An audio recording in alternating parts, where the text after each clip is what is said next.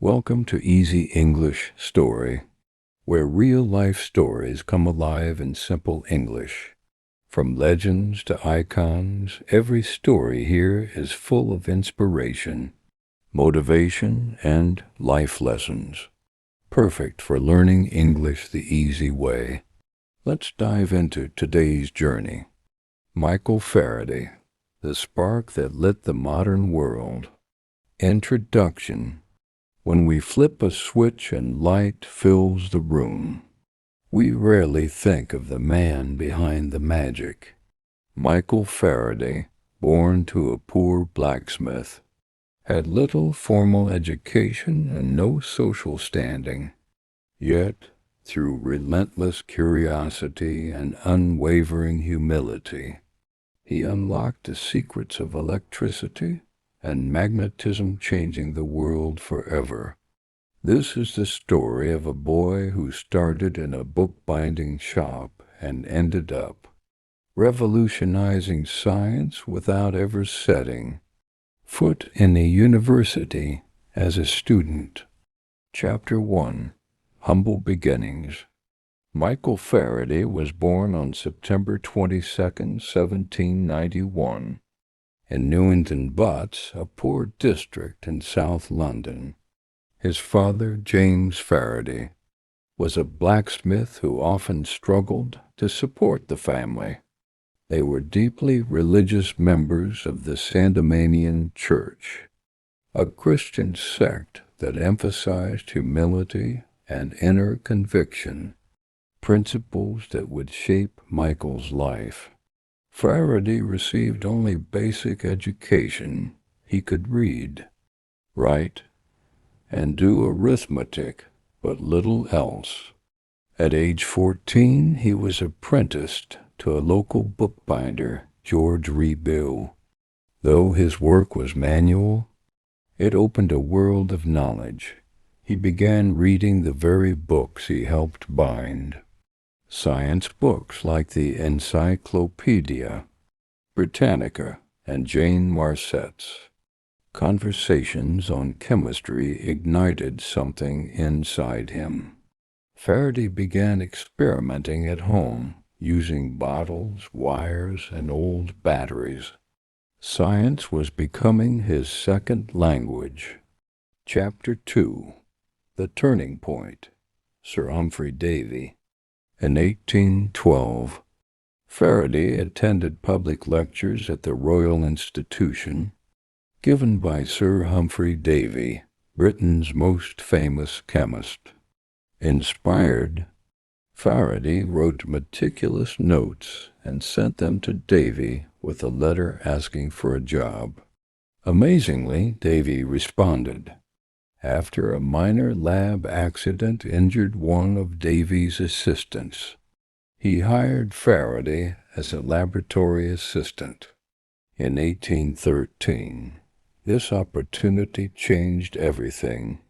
Despite being treated like a servant by Davy's social circle during an 18-month scientific tour of Europe, Faraday absorbed immense knowledge of gases, chemicals, and laboratory techniques. His humility never faded, but his ambition grew. Chapter 3. Early Discoveries in Chemistry. By the 1820s, Faraday was conducting his own research at the Royal Institution. He discovered benzene, an aromatic hydrocarbon essential to organic chemistry.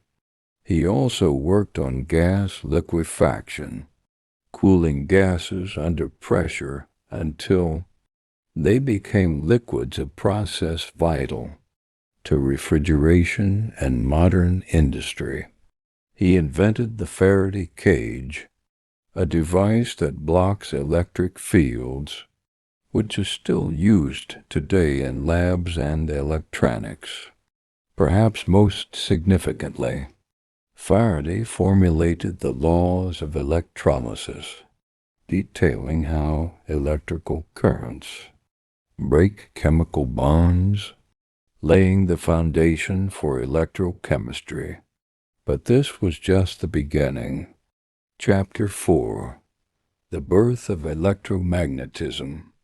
In 1820, Hans Christian Ørsted discovered that electric currents create magnetic fields. This excited Faraday, who wondered, could the reverse be true? Could magnetic fields create electricity? After years of tireless experimentation, in 1831, Faraday discovered electromagnetic induction. By moving a magnet through a coil of wire, he generated a current. He had just built the first electric generator, the ancestor of every power plant and motor in existence. This single discovery would eventually power homes, factories, cities, and the modern world.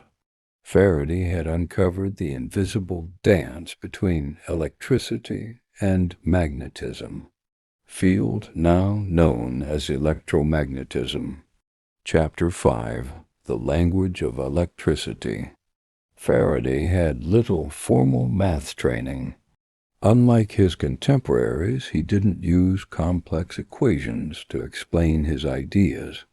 Instead, he thought in visual lines of force, concept later adopted and mathematically expanded by James Clerk Maxwell, who turned Faraday's ideas into Maxwell's equations, the backbone of electromagnetic theory. Faraday also coined essential scientific terms we still use today: anode, cathode, and electrode. Through clarity, imagination, and experimentation, Faraday gave language to the mysterious forces of nature. Chapter 6. Science for the People. Faraday wasn't just a scientist, he was a great communicator. He believed that science should be accessible to all, not just the elite. He founded the Christmas Lectures at the Royal Institution. In 1825, fun, hands-on public science demonstrations aimed at children and families. These continue today, broadcast on TV, inspiring generations. He also established the Friday evening discourses, inviting the public to engage with cutting-edge scientific topics. Faraday spoke with enthusiasm and simplicity, making complex ideas understandable even to the untrained ear. He once said, "A lecturer should give the audience full reason to believe that all his powers have been exerted for their pleasure and instruction." Chapter 7. Personal Life and Principles. In 1821, Faraday married Sarah Barnard, a fellow Sandemanian. Though they had no children, their marriage was filled with mutual respect and support. Sarah stood by Michael throughout his demanding career. Faraday was offered many honors: knighthood, a presidency of the Royal Society, even burial in Westminster Abbey. He refused them all, preferring a simple life of faith and service. He was also a man of strong ethics. During the Crimean War, he was asked to help develop chemical weapons. He declined, believing science should not be used to destroy. He never chased fame or fortune, just truth. Chapter 8. Decline and Legacy. By the late 1850s, Faraday's health was declining. After decades of tireless work, his memory began to fade, and he retired from scientific research. He died peacefully on August 25, 1867, at the age of 75. Though buried in a modest grave, Faraday's legacy is monumental. The SI unit of capacitance is named the farad in his honor. The Faraday constant, Faraday's laws, and Faraday cage still guide scientists and engineers.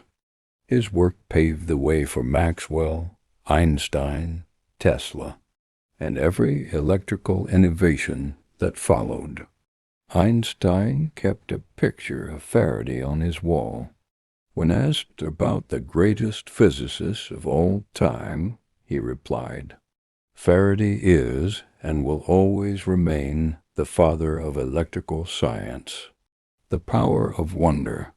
Michael Faraday proved that greatness isn't born in wealth or privilege.